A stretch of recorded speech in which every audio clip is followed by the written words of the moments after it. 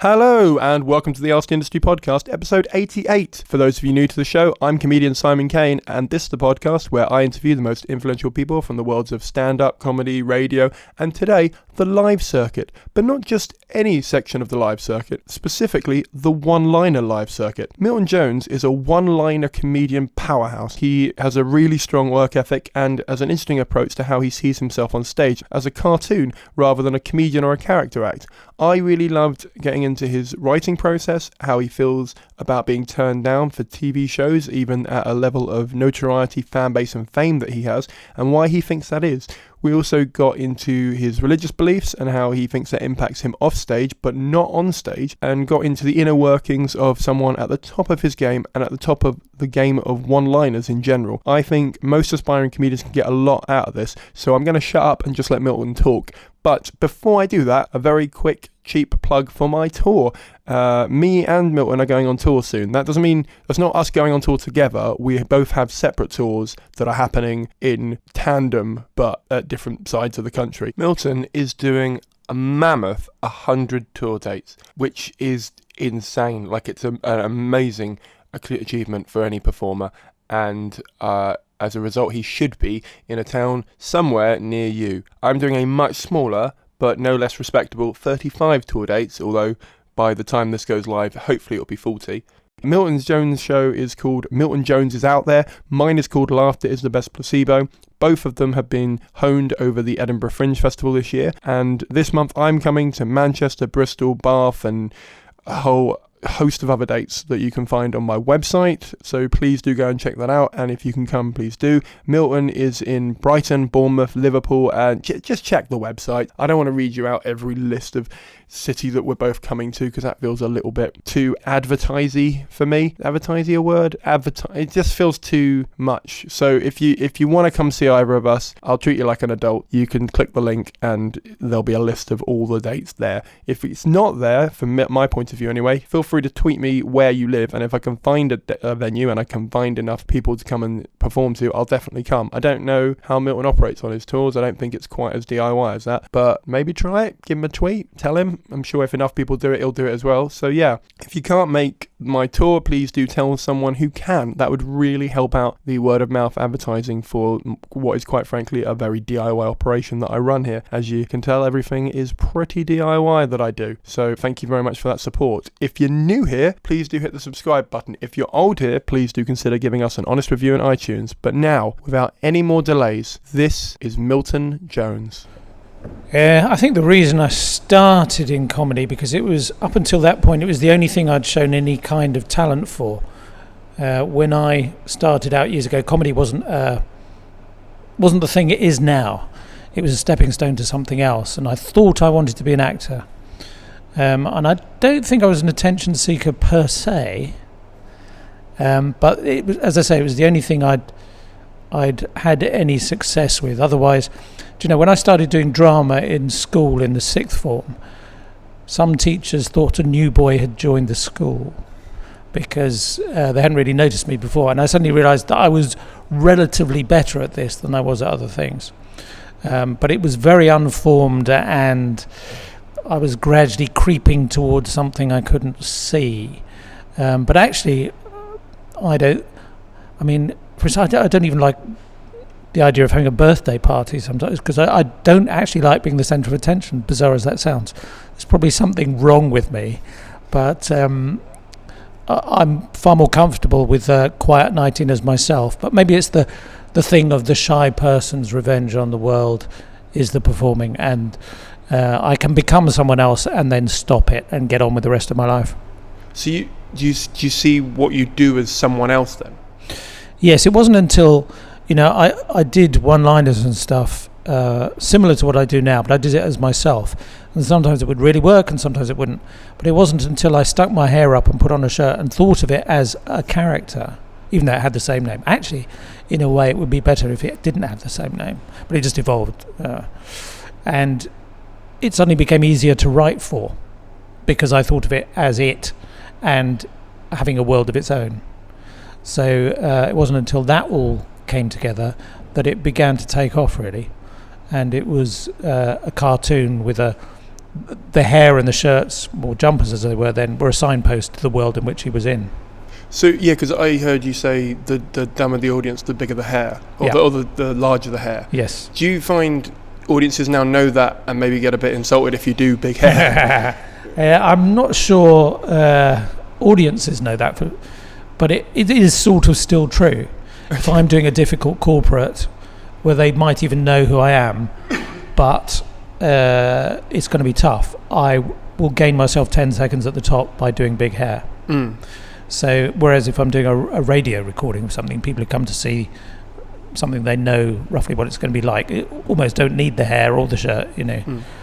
So I've still retained different levels, and because I do interviews and panel games, I reckon Milton has about 8 or 9 different gears, and the full 9 or 10 is difficult corporate, and 1 or 2 is talking to you, and you know, the other things are somewhere in the middle. Because even panel games and stuff, you've got to interact and apparently banter, and that needs to be somewhere in the middle.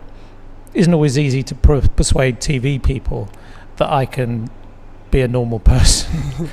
I think I'm sometimes perceived as a bit of a 1.5 trick pony, and it's quite difficult to get onto other things. Do you find, so, because when you're on panel shows, you're kind of you're not just bringing a persona, you're bringing a world to that thing. Do you look at it as you're having to drag other people on that panel show into that world, or do you just live in it and they just happen to be nearby? You mean the other people on the panel game? Yeah. Yes. No, I just do it. Okay. Which means that sometimes they join in, but quite often it's an interlude, and then they carry on with what they were doing with before. Something like Mock the Week, I think the editor quite likes it, because it goes 1, 2, 3, 4, 5, clunk. Thank you, Milton. On to the next subject, and it's sort of, I'm not playing the game, but apparently that's quite nice if you don't like the game, or for a bit of, you know, difference to what the game is. So I approach the panel game in a different sense from what, you know, from my angle, and stick to my angle. And part of the joke is that I'm not with the rest of them. Because I've been told by other people who've been on panel shows that it's a lot about team playing on that, where you've got to kind of. Really? Dear, I didn't know that. Well, no, I just wondered whether you see yourself as either like a backbencher who's just been given like been pushed forward, sure, or whether you see it as, you know, sort of, I don't know, maybe like you've just been picked last and put on, and then it's like, you know, I mean that in a nice way. No, absolutely. I think it can work both ways, because I am sort of, clearly I couldn't do it if I was that stupid. So hopefully for those people who like it, it's like not making fun of the show, but it's kind of giving it an alternative interpretation. When my wife first came to see Mock the Week, she said, "Oh, what a lot of testosterone in that room." And I don't think what I naturally do is testosteronized. It's kind of like you either like it or you don't, and it's a particular thing. But it was a different sort of thing to what was going on, and that has stood me in good stead, especially because what I do on that is quite self-contained, and it isn't a million miles from what I do when I do my own show. So it's been good for me to go, no, this is what I do, and therefore people will come and see that. If you were edited out to be like less involved in it, if you like, do you get paid differently than if you're like the main focus of it? Like say you know, Frankie Boyle got a lot of stage time on those kind of things, and I was is it like, would it be more, do you get paid per joke kind of thing, or is no well, not as far as the panel games I've done. Anyway, it tends to be a flat fee, and you're booked, and if they don't like you, they don't book you again. I think it's different for regulars, right? And although I'm a semi-regular on Mock the Week, I'm not a regular. So you get a flat fee and that's it. Right. And if they don't like you, they won't book you again. And yes, I suspect different regulars are on different amounts, much like footballers. Yeah. You know, they have different contracts. So, but it's certainly not per joke. Okay. You may find that things spin off it, and you get asked to do corporates or other TV shows as a result of doing a specific thing. But within that panel show, the contract will be sorted out before. Yeah. Do you find or has been easier since you've started doing them to get more of them then? Or do you find like sometimes it puts some shows off because they know what you do and think, well, that's going to be hard to edit or that's going to be hard to put in? Yeah, and that is one of my frustrations at the moment, that people perceive me doing number 7 on Mock the Week, Milton number 7, and therefore can't imagine me doing 1 or 2. Interesting. So, which would be more understandable if I'd tried it a few times and it didn't really work, but it's quite hard to make that jump. And then I think certain shows have a reputation and they don't want people behaving like that on their show. And also, not many people would do say, have I got news and Mock the Week? There are a few, but not many. They tend to keep them quite separate. And that sort of keeps you off certain things, especially if there's someone already on it. Say Jimmy Carr does one-liners on Cats, for instance. It's less likely you're going to have many one-liner people doing that. So there are reasons why you're kept off certain things, I think. But because originally I wanted to be an actor, that was I'd sort of quite like to go back to that side of things rather than perpetual panel games or I like doing stand-up and things, but it'd be quite nice to try and get back to that comic acting thing.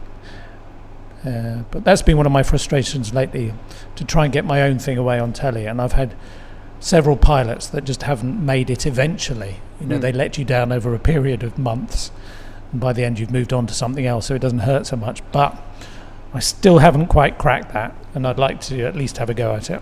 Because you did House of Rooms, which I've seen. I really love the style of it. Like it's so stimulatingly visual in a way that I feel like your stand-up is, if that makes sense. Because a lot of your jokes are visual, and so I felt like you'd really embraced that on there. Yeah, well, so did I. Sorry, but everyone. Well, a lot of people. Do you know? I still get 1 or 2 people a week asking me that, and we did that in 2011. And it was just one pilot, and it went out, I think, twice maybe, and but apparently the head of Channel 4 didn't like it, so that was the end of that. Did you not take it to another channel? Tried to, but it was very much that was what you did for Channel 4. Okay. It was quite hard. We got on then at the BBC when Shane Allen went to the BBC. We went and tried to do something, and recently, a year ago, that got turned down. So, start again. But yes, I was really proud of House of Rooms. I thought, personally, you have the frustration of going, I know it's not perfect, but there's something in this, and it'd be great to develop it. It's their money, their time. And then you see what else goes on. You go, well, hang on a minute. What? Are we living on different planets? Anyway, there is all a layer of politics, and sometimes what you get told isn't the whole truth, and who knows what Machiavellian subterfuge went on underneath. But as far as I'm concerned, there's no point living in the past. Draw a line and move on and try and create something funny. But it doesn't always feel very secure. What it feels like often, I was trying to think of an analogy, and it feels like often you're trying to get into a nightclub, and you go, and they say, no, you can't come in dressed like that. You go, what? Can you put on this silly hat and these stupid shoes? So you do that, and then you say, well, can I come in now? And they go, no. But so often you're asked to make changes and stuff to the things you do, and you make those little compromises. You think you pick your battles, but then they still turn you down. You think, hang on a minute, I jumped through all the hoops you asked, and now I just feel ridiculous. So it is quite annoying, but what can you do? I think it's easy to forget that it is their time and money. So, I mean, I don't know how you perceive your level of fame, but you're quite well known, and you have quite at least a dedicated following that means you can tour. Yeah. Would you ever do a crowdfunding thing to raise the money to go to a production company and put it online yourself? I've thought about it, and I'm not at that point yet, because there's always been someone say, no, come over here and we'll see if we can develop something. Who knows in time? I'm more inclined to look at quite cheap YouTube-y type do-it-yourself things, and get a really good idea that way, rather than raising lots of money for something.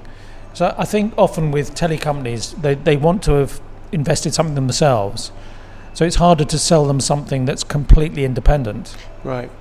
So that they want to be part of it and add something.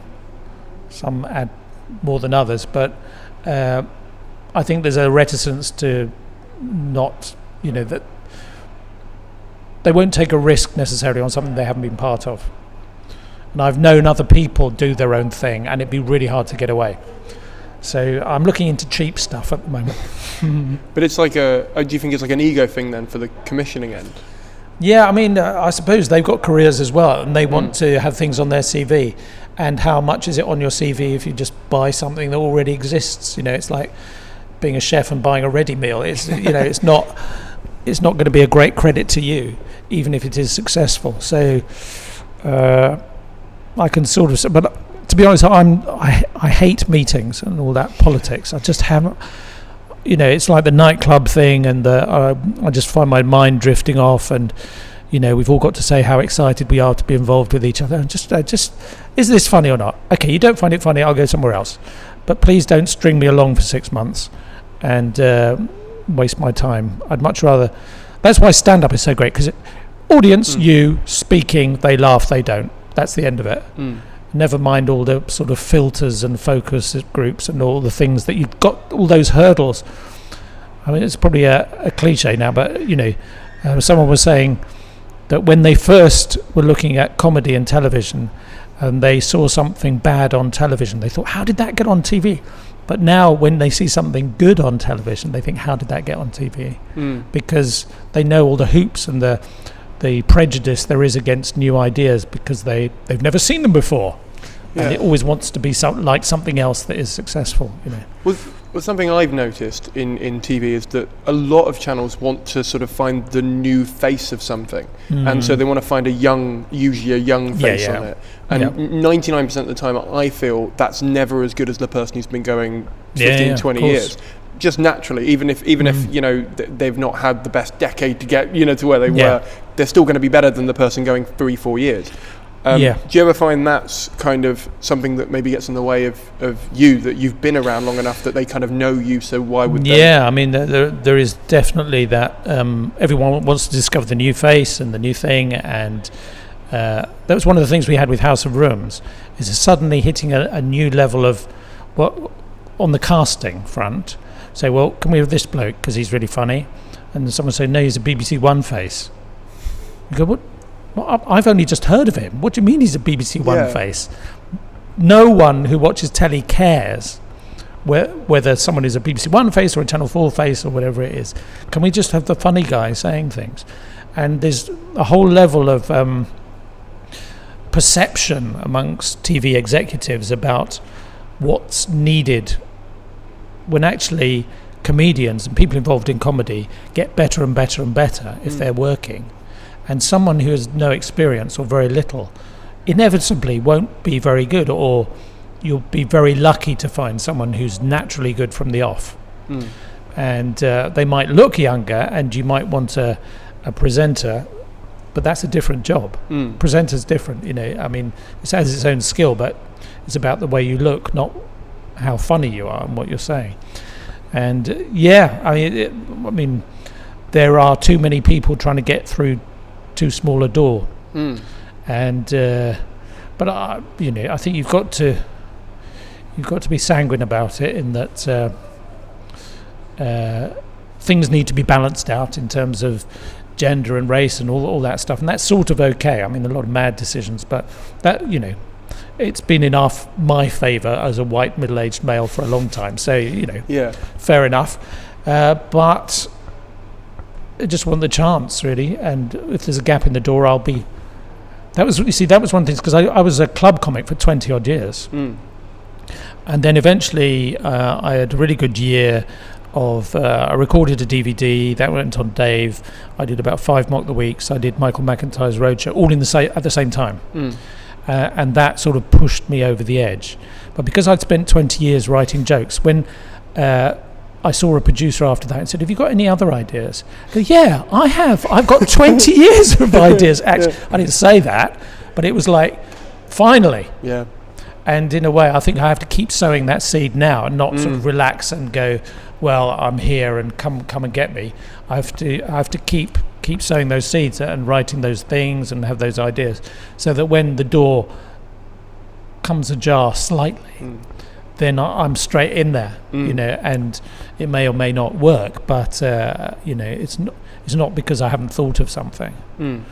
And inevitably some of it will be outside your control, because even if you write a really good script and get it all very well produced, if it's not on at the right time, totally, and people don't buy into it for whatever, it was a full moon or whatever the reason is, that's tough. Yeah. And you've just got to try to surf enough waves so that when the big one comes, that you're ready. And just be funny for the next gig. Be funny, and make sure you're enjoying it, because the big one may never come. Yeah, of course. So you've got to be a bit philosophical about it as well. Yes, I think so. And maybe the wave that you're not expecting to be big is the big one. You know, might not even be your favourite one. Yeah. Well, no, I find, so this was something I was going to ask you about when you said sort of things playing to different people's favour just out of necessity of variety on the circuit. I mean, you do quite a distinct form of one-liners, and I wondered whether, I mean, obviously there's sort of, and it's not the same thing at all, and I'm not saying it is, but there's that sort of movement, and there's a lot of pressure on promoters to sort of have a diverse lineup and not just have 5 white men on it, for example. Yeah. I wondered if, when you started out, whether it helped to be doing one-liners in a environment where that maybe wasn't as, and it's still not that oversaturated at the moment. I feel like there are only a few that have made it to a high level. Yes. Well, promoters want to know what you do, and it helps to be that guy, whatever that guy is. The guy who does thing. And it's maybe it's branding, but the hair in the shirt were like, oh, the guy with the hair in the shirt, and that sort of helped me. And yes, I think doing one-liners is very double-edged in that, especially when you do telly or even a short slot in a club. Bang, joke, 15 minutes in, then you feel a bit of a lull, and anything over that, you've got to somehow vary the angle of attack, and that's why doing a longer show is more of a challenge. There are other comics who have to work differently about stories, but they've got 3 or 4 ideas in a show, whereas ours one-liners are so boiled down that you've got to have 200 to 250 ideas in a show. Yeah. I mean, don't have to be very sustaining, but you have to way of doing it. So one-liners have served me well. I think, and I've said before, I think I got into it because I was so scared that people weren't laughing. I tried to get to the joke as quickly as possible, and when you do that a lot, you end up with one-liners. So, when I started, I did one-liners for the exact same reason, and I did it deadpan just so that I kind of wasn't me, and I kind of got to put up this defence that even if they didn't laugh at the defence joke, I still had an extra level of defence to go, it's not even me, they're not laughing, so it's fine. Yes, I'm still at that point. Are you really? Well, there are different degrees, but I know exactly what you mean, yeah. But how much would you say, how long does it take you to turn on stage Milton then? Like how much different would you say you are to him? As I say, it depends on the gig. Depends how high the hair has to go. But I mean, it's literally a switch. I mean, the 3 steps to the microphone, it's on. Okay. And I think too with one-liners, everyone who's successful at doing it has a way of misdirecting you away from the words. So for me, it's the hair and the. For Tim Vine, it's the showmanship. For Gary Delaney, it's like, here are some jokes. You might like them, you might not, but these are jokes. Yeah. And Jimmy's a bit sort of between me and Gary. Actually, he was more weird. I think he's because he presents and stuff now. Everyone knows who he is, so he doesn't have to do that. But I think everyone has an angle, just to, because otherwise, I remember once in this very room. This is in Twickenham, this Bearcat Club place, I was announced before I was ready, and I came on, and it was just me without any, and I said the words, but whether it wasn't my confidence or wherever it was, you could see the audience thinking or feeling they were reading the words rather than entering into the world and going, these are just puns, aren't they? Well, yeah, but there is that misdirection there if you go for the whole world thing, and people agree to sort of suspend their disbelief. So yes, I think, but all of us who do it are sort of trying to break out of it as well, trying to find things. If Tim finds pen behind the ear or whatever it is, that's a really nice routine that is not a one-liner, but it's in his style. Yeah. And those are the gold things that we're all looking for. That we've all done 1,000 one-liners. Yeah. But if we can find something within our style that is different, that's really valuable. It almost, that particular thing, it almost broke away and became its own thing, because everyone could try and do it, and everyone could, and I feel like that's kind of a meme that you want as a performer, because then people remember who you are in a way. And I think getting people to remember your name's a really hard part in this industry as well, because they might go away and the next day go, oh, I remember that, the second comedian, they were really good, but they just don't know who you are. Yes, I remember when I first did telly stuff, a lot of 2010, the times I heard blah blah that comedian, blah blah that comedian, as I walked past people, it wasn't a name or anything, it was that bloke, and it's sort of difficult, but I mean, you just have to meet someone with a proper job occasionally and go, this is a good job to have if you're going to have a job. Definitely. How do you, because it sounded like when you went up and weren't the character, you were just you had anxiety about how they were perceiving you.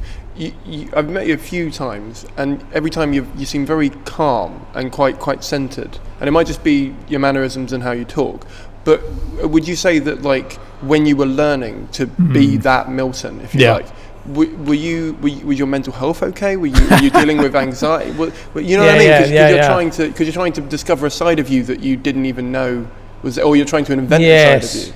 I mean, I think initially I was nervous and pensive, very pensive. So instead of saying calm down, I exaggerated it as a way of coping with it. Okay. And that sort of stuck. And then after a while, the fear calmed down, but I still had this shell of pensiveness that was the character, and that was quite nice to be able to slip into, especially from a sort of drama training. You were playing a character. But I think probably the calmness comes from 25 years of doing it.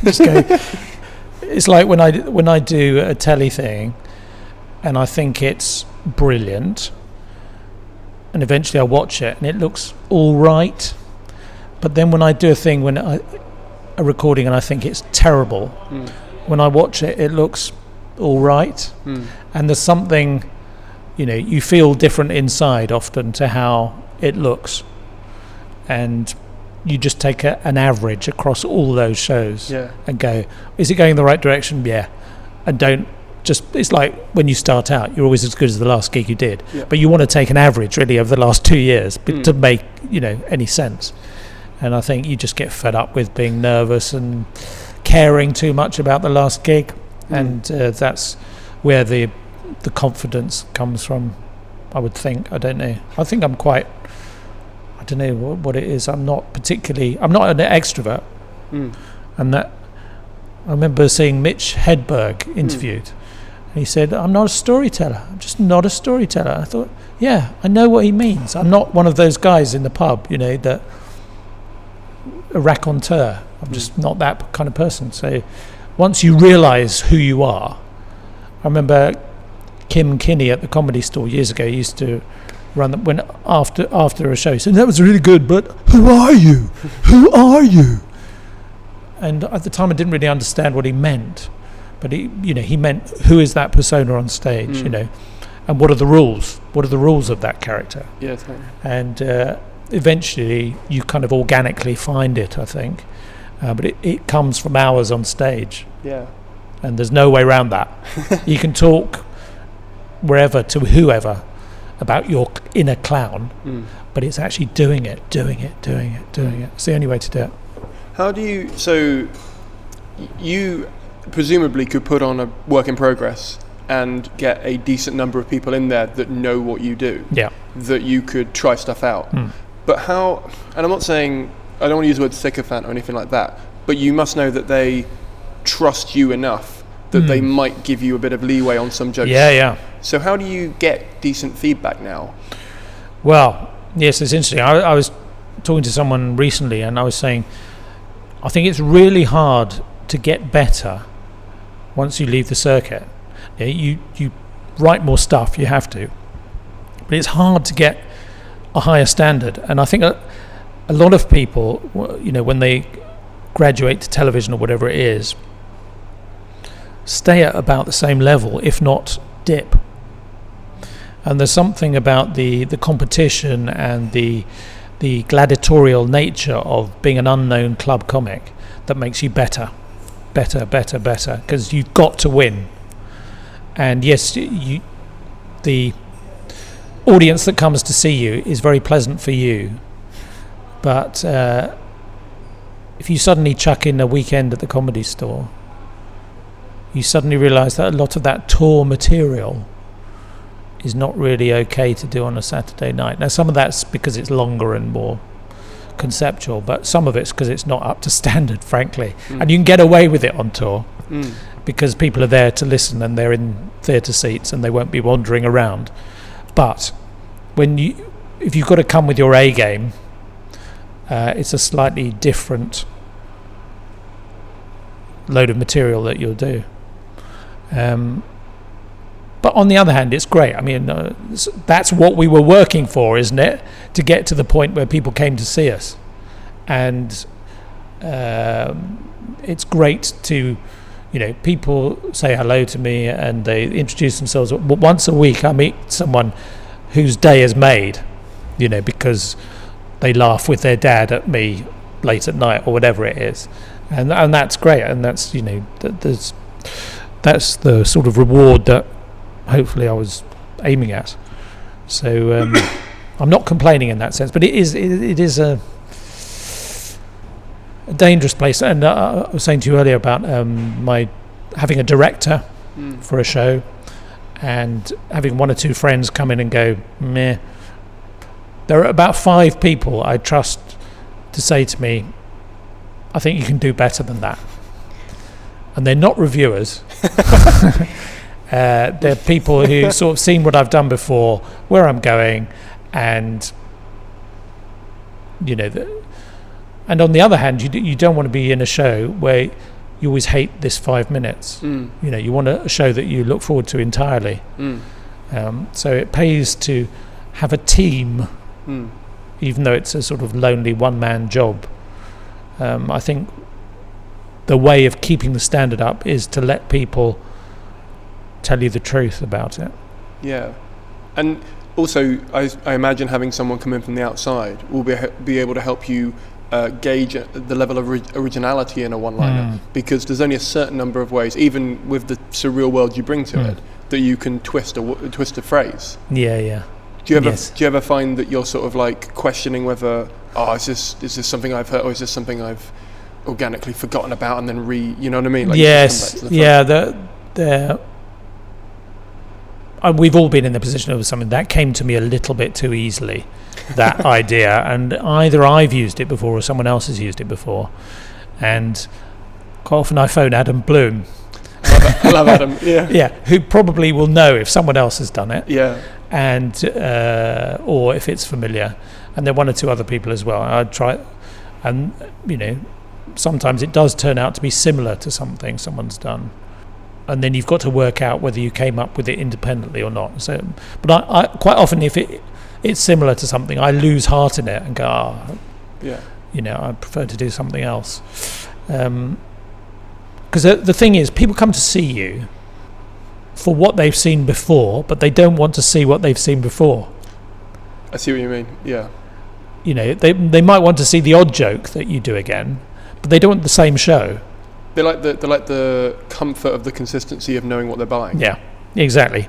Which artistically is a bit of a struggle, because you might get fed up with one-liners and want to move on, and so you've got to take your audience with you slowly. You know, no one wants to hear the new stuff that the band are doing. They want the old stuff, but it's sort of the other way around with comics. And that's the struggle, to come up with something that interests your crowd and you at the same time, but is totally identifiable within what you've done already. Who puts more limitations on the onstage Milton then, you or your audience? Well, I'm in the driving seat with that. I mean, the show I'm doing at the moment, or trying to do, will get round to doing, is it's messing with the idea. Well, I'll give the premise away now, that I had a heckle once. This will be out in September when you're doing the tour. That's okay, right. So it would, yes. Yeah. The show I'm doing at the moment, one of the parts of it is, once, literally is true, I had a heckle. Someone stood up and said, "These are just words." Right. And at the time I was just accurate. Totally accurate. There's no way, you know, it wasn't even worth fighting over. It was kind of just made me laugh again. Yeah. But within the show, I use it as a, you know, with all the trouble that's going on in the world, I'm just talking nonsense. Is that of any help? And going through, you know, well, what could I do about it? Maybe I should stand for Parliament. What would that be like? Trying to say something profound. But, you know, 200 jokes later, the conclusion is sort of that nonsense is of value in and of itself. Said in a Milton-y way. Yeah. And I think that's sort of what I'm about, is I'm not a preacher. You know, I haven't got an agenda. My agenda, if it works, is to just try and bring mischief and joy by any means, and that'll come in the form of lots of small parcels, which you may or may not like. And you know, who does actually know what should happen in the world anyway, and can we not just have a good time? I've sort of tried to have my cake and eat it a little bit, in that doing the one-liners, and plenty of them, but also trying to provide a sort of story arc and a sort of point to say that, is this, you know, was that guy right? No, I don't think he was, in a way, if that's what he was saying, you know, that this nonsense has no value. These are just words, but what we're doing has more value than just some kind of cerebral, I see what you did there. Is it, so like, you know, I've had this where like someone's heckled me and I've come back at them, but I know it wasn't as good as I could have done. Yeah. And on the 2-year drive home, yeah, thought, I know how I'll come back. Oh yeah. Yeah. You wait till I come back to Manchester. I've got you. Yes, Is this like your extreme version of that? Like you've been building towards a comeback. Yes, and if I ever find him, he's getting a comp ticket. Yeah, exactly. Yes, I suppose it is, and I know exactly what you mean. But I quite often work out in that situation what I would have said, and it happens again about 3 years later. And in your Rolodex of comebacks, then you're able to look like a genius, but actually it's because it's happened before. And was more than one person said that then?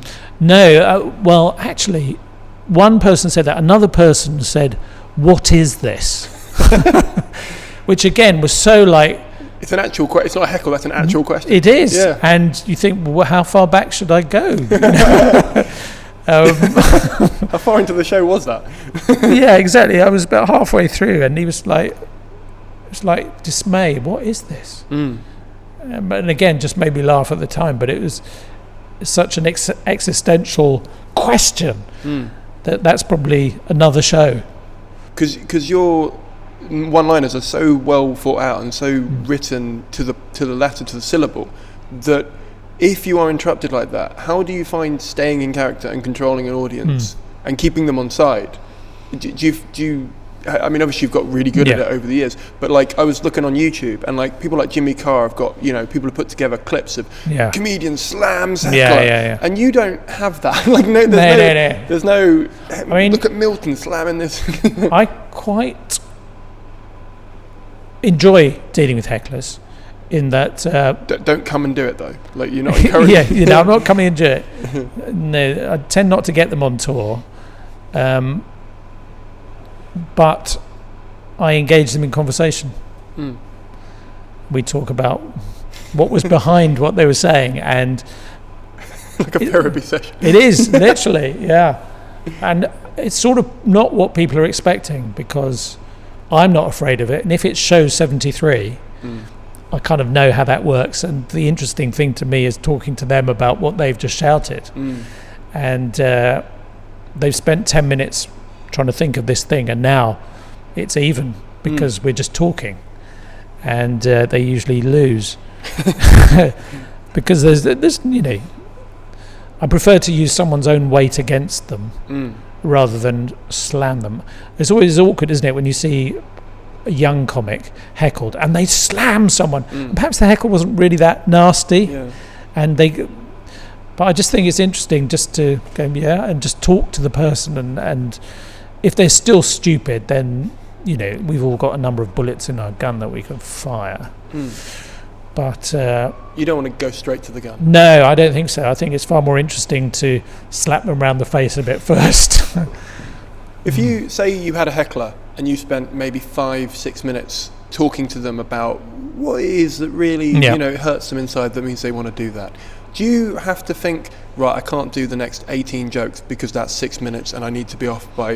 like, how do you deal with rejigging the show on the fly? I suppose with one-liners it's a little easier.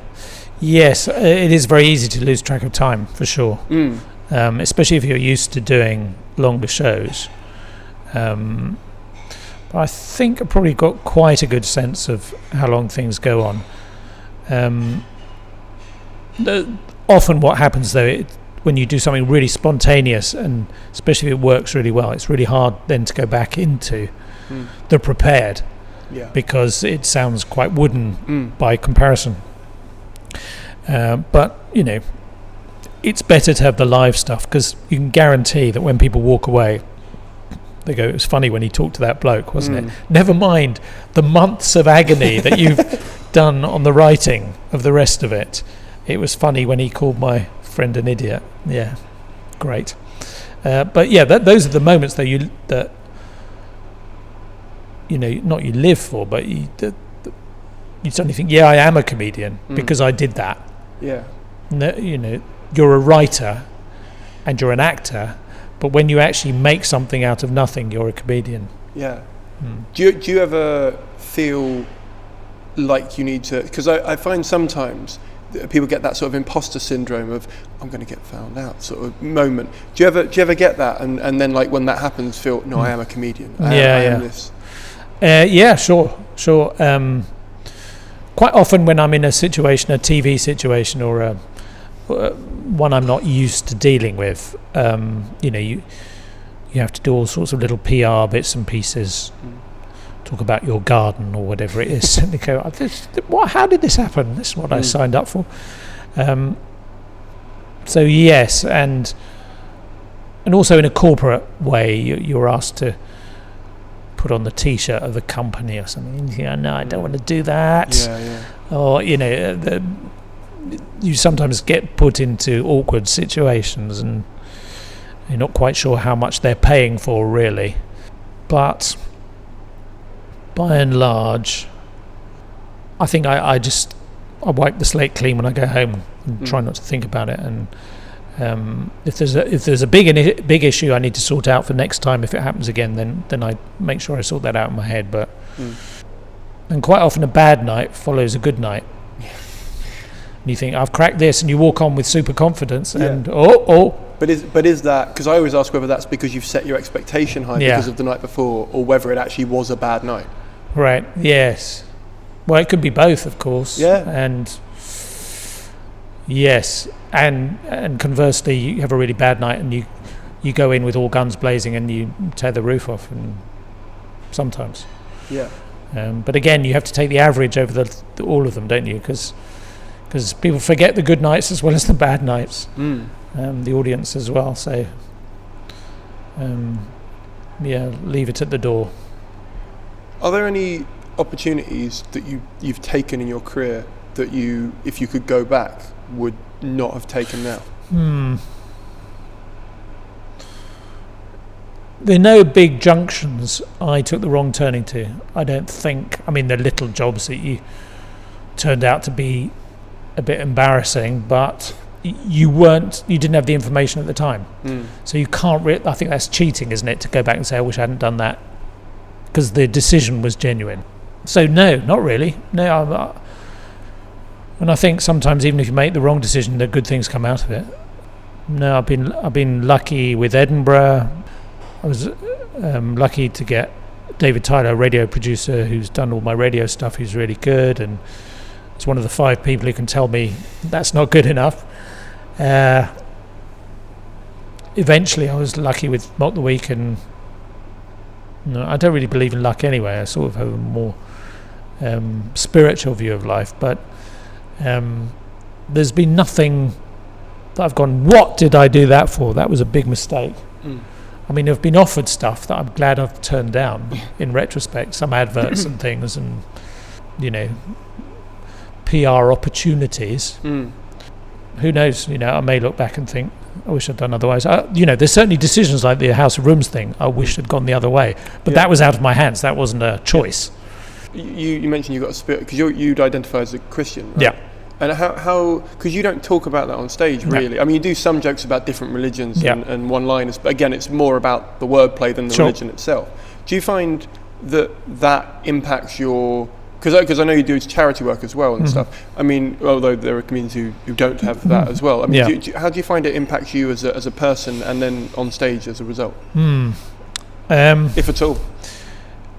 Yes, it's difficult to give a empirical answer to that, because I am me and I can't see outside me, so I'm not quite sure what the alternative would be. But my faith informs everything I am. I think it's not a case of here is my faith department in my life. It is the foundation, and labels are sort of unhelpful, I think, because people mean different things by them in terms of Christianity and born again and evangelical. There are all sorts of things that people bristle because of the assumptions attached to them. But I just think God is real, and that Jesus and what he came to do is the answer for the world. And occasionally I glimpse it in something someone does or says, and go, yeah, that's it, and then the clouds go over again. But that is my driving force, and I feel something within me that's pushing me forward and has a warmth that I can't explain. Now, there are loads of questions that are not black or white, they're very grey, and I struggle with those as much as anyone. But I do think it's helpful with comedy, because it's so easy to become that comedy becomes your whole life, and if not time-wise, thinking-wise, become intoxicated and slightly obsessed. I mean, can anyone be successful at anything without being a bit obsessed with that? Probably not. And I've worked hard and I think about it a lot, but I like to think it is not my identity. Interesting. Now I have a persona, and I can sort of that's easier for me to leave at the door. Yeah. But even so, I hope that I can walk away from it if necessary. So when you become Milton on stage, I assume doesn't have a religion or... No, he's a cartoon character. Really. Okay, yeah. He could talk about religion, he might be able to make the odd point about it. But, I mean, one of the problems with doing gags is you're constantly pulling the carpet from under each individual concept. So it's actually really easy to pull things down. But as soon as you start to build things up, people go, what? This is something else. What's going on? And then there's the whole thing about preaching in comedy. The people who preach in comedy tend to be preaching to the converted, politically or whatever. Definitely. And also, if the Simpsons do an episode on say no to drugs or anything, there would be lots of gags in the Simpsons, so it would be fine. But or EastEnders or something, whatever it is, and they do, you feel like you're being preached at, subliminally, if nothing else. And you go, no, this isn't as entertaining.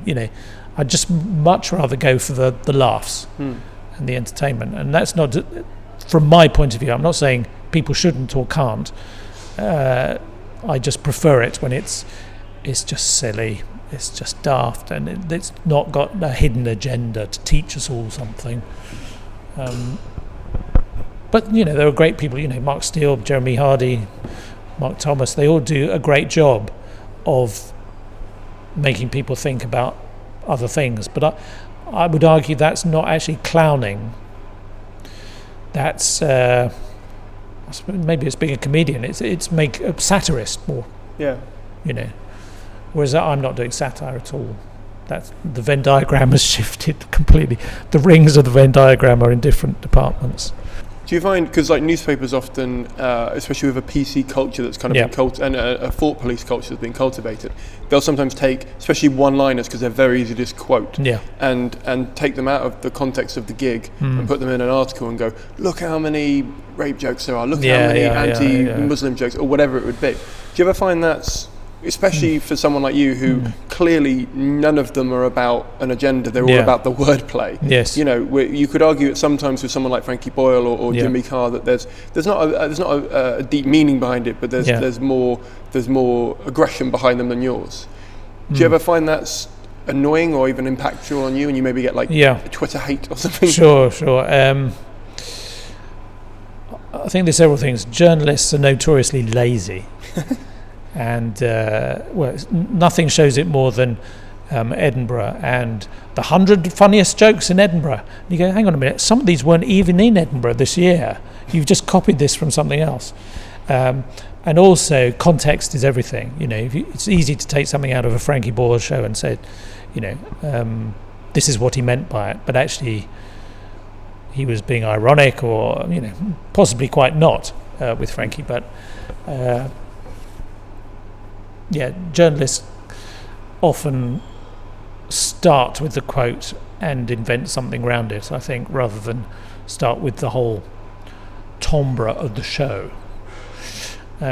Personally, most of mine, it probably happens most with tweets with me, in that, what Twitter's like. People will take an individual word, and I put something out recently about just before the election about I'm stuck in a lift with Jeremy Corbyn and Diane Abbott. She doesn't know what number floor, he won't press the button. Just exploded. Because at that point Diane Abbott had been found to be ill as well, only after I'd done the tweet. But you can imagine the 14,000 likes later and a lot of dislikes if they so I just let it go, and sometimes you say the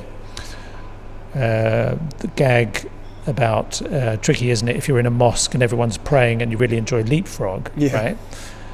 I've had that for years and years and years, but I remember doing it at one or two country places, and people go, tell them.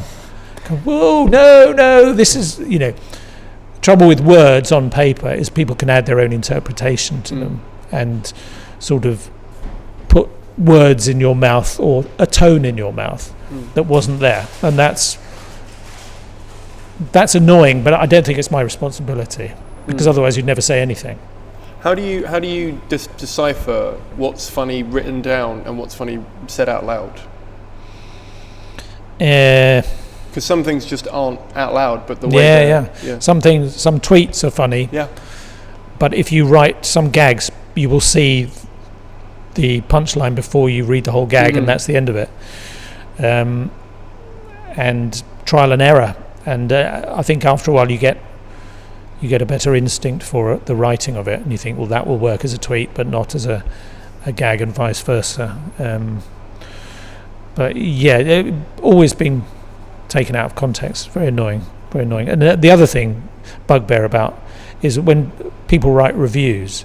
I've had reviews that have had about 8 jokes in them, copied verbatim, except they're not, because they quite often get one syllable or a word wrong. I've spent quite a long time trying to get it exactly right, and they've just quoted me. Not only have they given away some of the best jokes in the show, but they've given them away wrong. They haven't even bothered to, anyway. Yeah. There we go. You won the Newcomer Award. Yes. A few years ago. In the turn of the Renaissance. Yes. A long time ago. Just as were big back then. Yes. And you were saying, first of all, the circuit was different then. Yep. But also, I've spoken to a few TV people that when they were up there 20 odd years ago and looking for the next funny thing to put on TV, a lot of acts were able to translate to TV in a way that some of the winners now don't, because they're just not made for that, or the character, or the way it is then. Did you find that it helped you get on those sort of things, or how did you make your career different?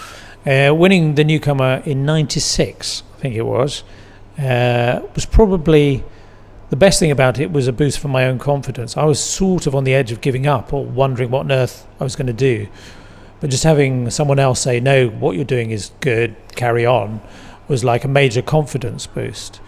It got me more work. It got me a radio series indirectly, or being up in Edinburgh that year, which was probably the best thing about it. Not everyone... See, I think not that many people from that era translated to TV very well. They were given opportunities, but maybe only... what's it, League of Gentlemen? Oh, Reece Smith.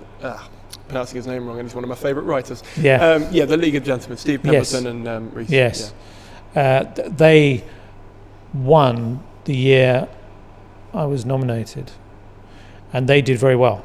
Mm-hmm. But not too many others. Others got opportunities, but arguably we're in the place we are now because a lot of comics didn't really take their chance or weren't ideally suited.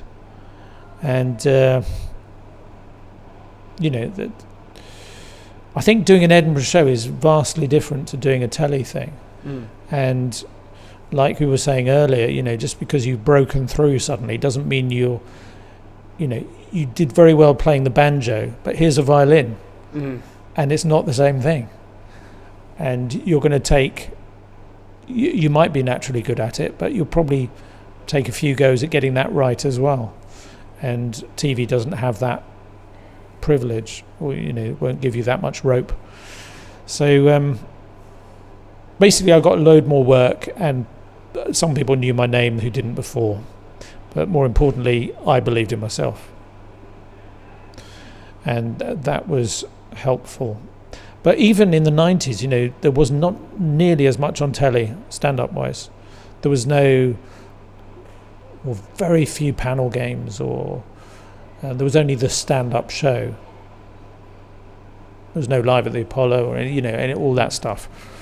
And it was still considered very much as a stepping stone to doing something else. It was, to your own sitcom or whatever it was. You couldn't go on to be a guy with a stand-up show. A young comic asked me the other day, what was it like doing comedy in the 90s? So unfortunately I was able to tell him.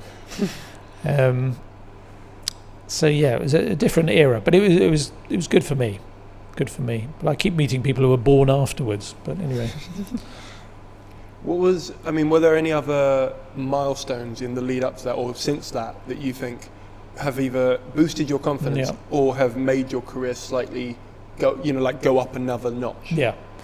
There was 96 and 2010 really when I did. Quite a gap. Yes. What was I doing in between? I was in the desert. Surfing. Yes.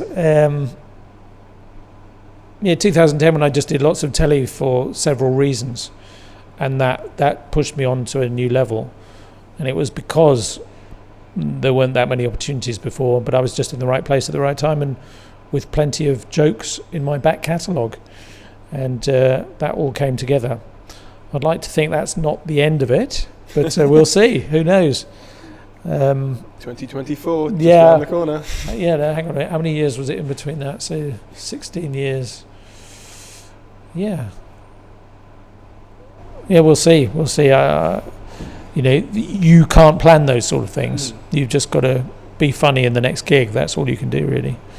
And hope that things work out. I think sometimes it's a bit like going to the buffet a second time around, in that you're not always so interested in the salad. You're going to go for the chicken legs or whatever, and the trifle. I know what you mean. Yeah. So by the time you get to my age, you're not so interested in, a panel game on ITV2. Yeah.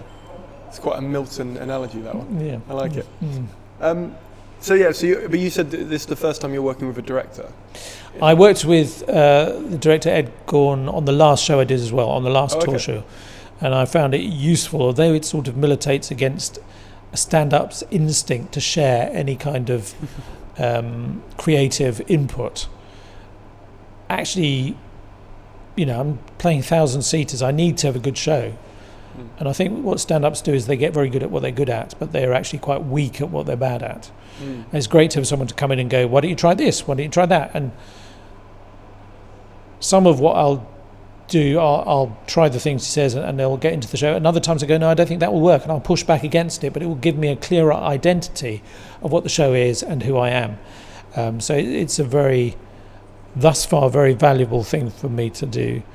Just to have someone to poke me in a different direction and to have an outside eye, because why don't you use the other half of the stage as well? Or it's a bit drab. Can we have some colour? Or that what you say there doesn't make any sense. So I found it useful, just having that outside eye, even though sometimes you can feel like you have to trust the person who's doing it. Otherwise, there's no point. What would you say you're bad at then? I think the danger of being able to do one-liners is that you can hide behind them. And I'm not very good at, I think in improvisational terms, it's offering stuff. Just going out on a limb that doesn't necessarily lead to a punchline, but might mean that someone else can pick it up and get a punchline out of it. I mean in a panel game type context rather than on stage, because obviously on stage you're very self-contained if you're the only one on it. But in terms of on a team with other people, just being prepared to go in a particular direction and not know the outcome, it's easier to stay hidden behind the things you wrote earlier. And I'd like to get better at doing that, but the more reputation you have, the harder it is in a way, because you don't want to be perceived as failing, even for 10 seconds.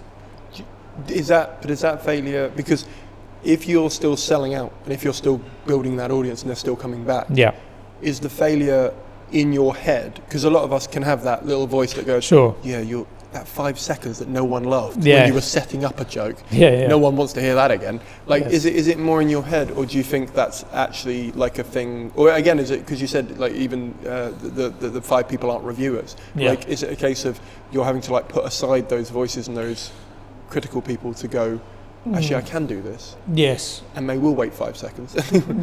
Quite. Yes, I think if you're prepared to open out to a small team, you just get a more balanced view of the whole thing. And exactly what you say, you come away with what you were thinking at the time as being bad, when actually it's totally unrepresentative of the whole thing. And you're more likely to get that put right by people you trust telling you the truth. And the other way, of course, if you think something was brilliant, you go, but you screwed up the end, or more likely to be the other way round, actually, if you're a performer. But yes, I think it is helpful to widen the base. And it is just jokes, after all.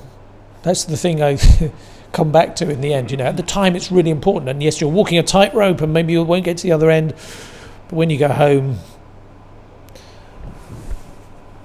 they only really remember the bit where you called their mate an idiot. So you got away with it. How many jokes do you think you write versus how many get in the show?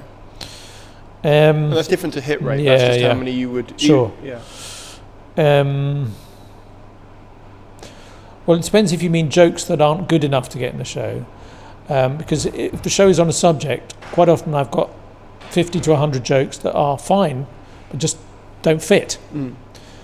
I reckon my hit rate is about, if I go to a new material night, for instance, it's probably out of 15 jokes, I've got 3 that will work and another 5 that need work, and the other 7 put in the bin. But don't throw them away. Put in the bin and then take them out of the bin one day and see if you can surprise yourself by reordering the words into something that works. Do you find Twitter and things like that help for cutting down jokes? Yes, I mean, I wouldn't put out stuff I knew that worked. Quite often I'm on a train between Clapham Junction and Waterloo and go, right, something between here and now, and I come up with something I'd never have come up with any other way, and that's quite helpful. It may or may not work, but it gets my mind moving, and it's like a game I'm playing against myself. And sometimes I come up with things that way, so quite useful. What's your when you started? I assume your writing process has changed over time, or is it still the same? Yeah. Because I had an interview that you've got jokes that you've spent years that you're still working on, or you're trying to work through, or you still see there's something in it but you don't know what it is. Yes. So I presume either that's because your writing process just hasn't changed and it's not come up and not gone through a different loop, if you like, or whether it's changed and it's now, is that still funny? Do I get it? I like to think my hit rate is better than it was. It's still by no means more good than bad, but I think I've got a better instinct for what will work, and also doing bigger shows, I can see that sometimes that's a sketch idea, not a one-liner idea, and so I'll put it into my sketch file that probably end up in a radio show. And I think I'm better at deciding between the two. I also quite often do a new material night, but leave 2 pieces of paper blank until I get there. And there's something about the crowd being in the room and having to fill those bits of paper. And usually they don't work, but sometimes I'll come up with something that's just not a formula. It's just a thought, and it may not end up like that in the show, but it's just something that was born of adrenaline rather than intellectual dissection. And that has its own sort of value. When I started doing telly, I had to treble my output, so I do a lot more new material nights now, and I'm far more in the way of churning stuff out. Whereas when I used to do clubs, I used to always have 3 things ready to go if it was appropriate, and probably every other gig it wasn't, because you might lose them if you tried out new stuff. So I've just had to write a lot more, and I think I've got better at doing it. But I'm still amazed how bad sometimes it is. I think this is the best joke ever, and it's still not. Surely doing something on TV versus doing something live, like if you come and practice it out, I mean, there's no other way of practicing it really, because they do apparently do those audition days of like panel shows. But I suppose you won't want to use your gold on those because, but then you do because you want to get through. Exactly. Yeah. How do you play those?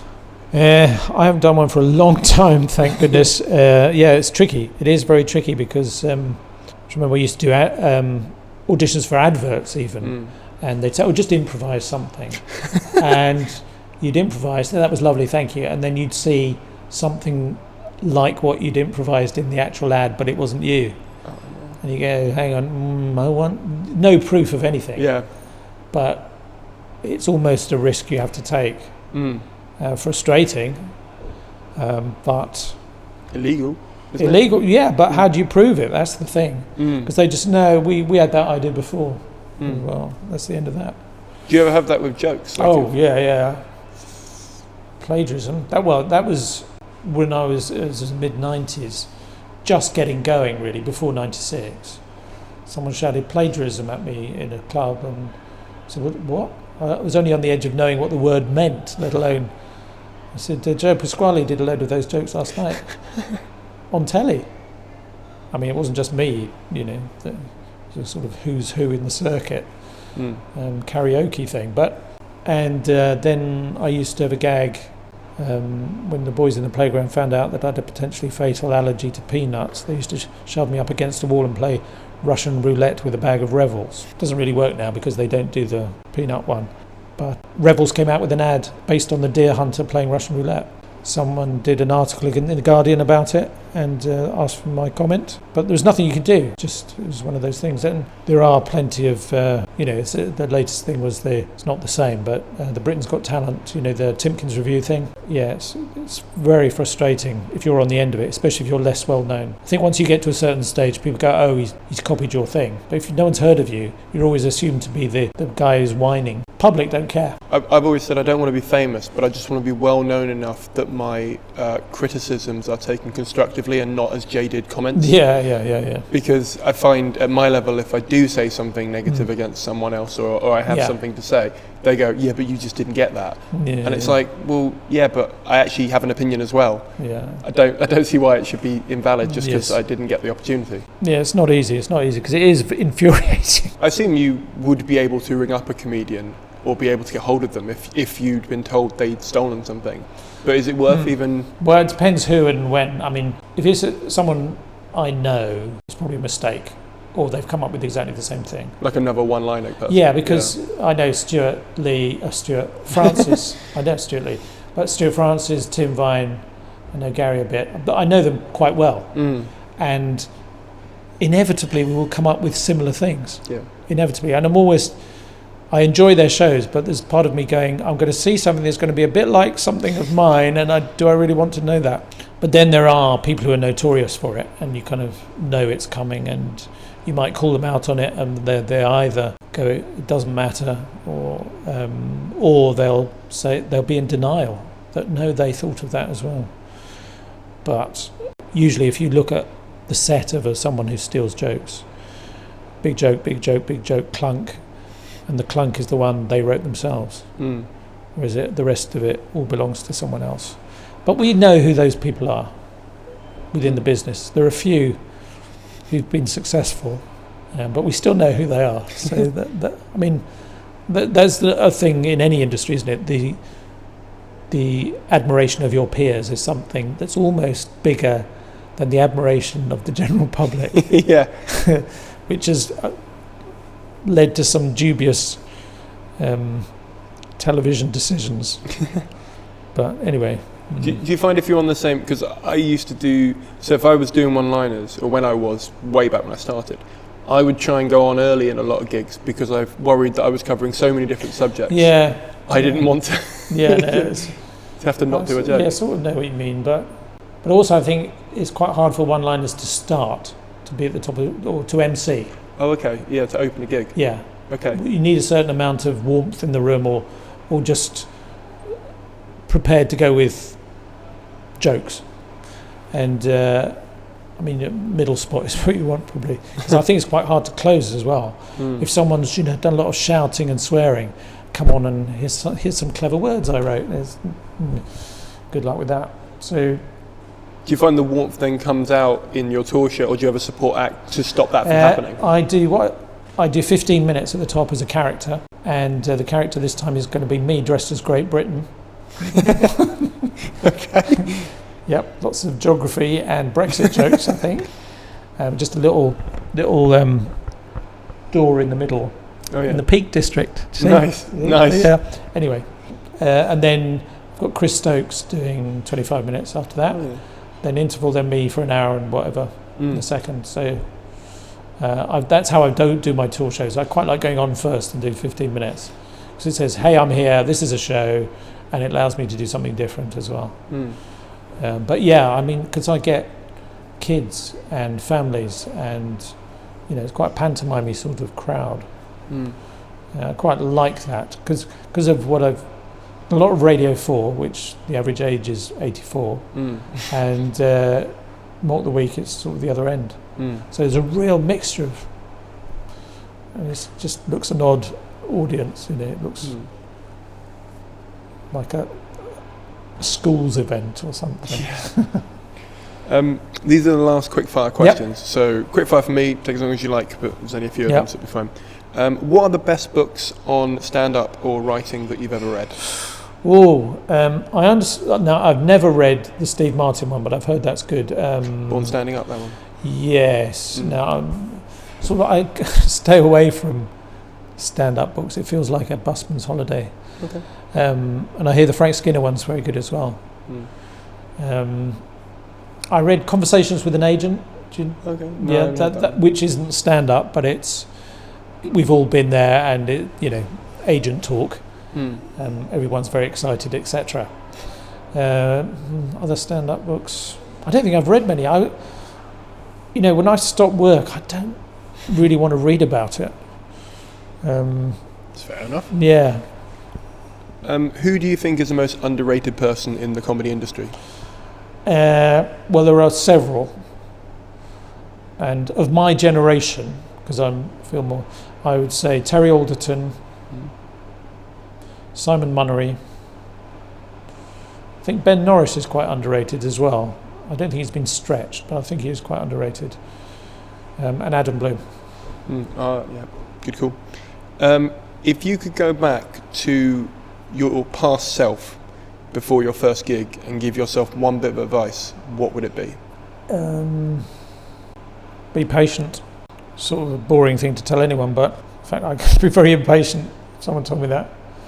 But just it's a long game. Loads of funny people gave up who were really funny, and quite a few people who weren't that funny became funny. So take a long run up and be patient.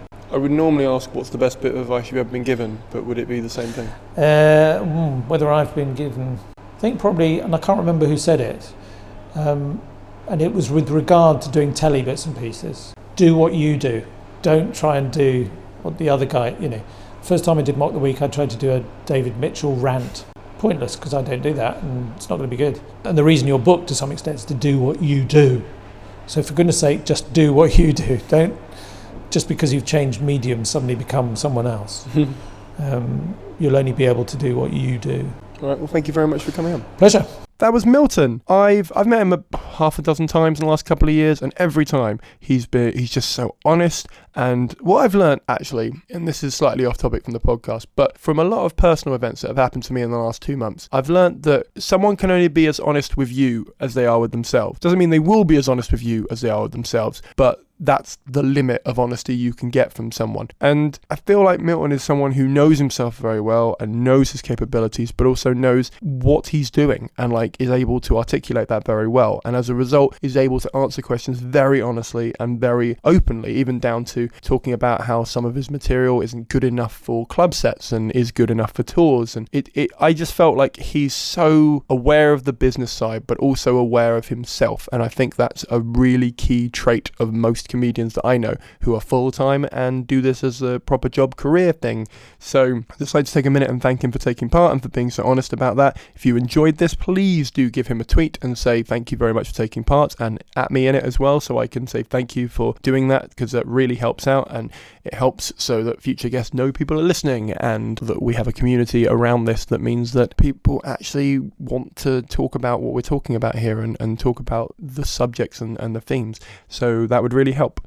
Something else I really liked was like his reflections on being different in his early stages of his career and not being gimmicky, and our chats about quotas and his lack of belief in himself before winning the Newcomer Award. So I'm thinking about trying to get the latest newcomer on and talking about how that's immediately impacted them, and maybe then having a follow-up in a year. I don't know, I'm just thinking about what would be good. Would you like to hear that? Would that be fun? Let me know what you're thinking. Also, his take on imposter syndrome was really interesting. I'm just about to finish editing an amazing episode of the podcast to do with someone who really suffered with imposter syndrome, and I can't wait to put that out. But to hear Milton's take on it was really interesting as well. So yeah, I think most performers deal with that from time to time, and it's pretty important to discuss that, because I think if you don't, you can run the risk of performers not realizing that we're all feeling like that from time to time, and it's perfectly normal and it's perfectly natural, and it doesn't mean you're shit, it just means that you're human, and that is not a bad thing at all. If you enjoyed this, please do join up to the Facebook group so I can tell you when new guests are coming on, and you can tell me if you like it and you want more in this kind of vein. I can't promise anything, but if you suggest a guest and I can get them on and I think they'll make a good episode, I definitely will, so please do. Finally, as mentioned at the start of the podcast, myself and Milton are going on tour. That doesn't mean we're going on tour together,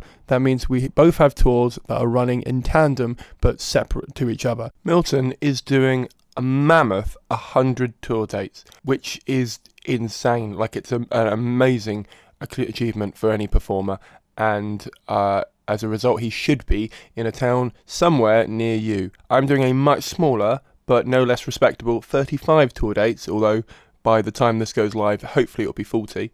Milton's show is called Milton Jones is Out There. Mine is called Laughter is the Best Placebo. Both of them have been honed at the Edinburgh Fringe Festival. I'm doing a load of dates in Ireland for the first time, in Cardiff, and I'm really excited about those, so please do come down if you can. Milton is doing a much bigger tour than me, but he has much higher profiling than me, so if you want to find out about him, I won't list off all the cities that he's doing, but if you click the link in the show notes, then you'll be able to see exactly where he's going to be in relation to where you exist or work. So please do check that out and support him and support me. I'm loving meeting people off the podcast, so if you do come down, please take a minute and say hi and, just talk to me. It'd be really nice. Otherwise the download figures are kind of just meaningless numbers, so it really, really means a lot when someone takes the effort to come and say hi and tell me that they like it, or tell me they heard an episode and came down because of it. It just validates my work slightly, and it's just a really nice thing that happens. So please do that if you do come down as a result of this. If you're new here, please do hit the subscribe button. If you're old here, please do consider giving us an honest review in iTunes, and either way, I'll see you in about 15 days time, or sooner if you come and see me on tour. Thanks for listening.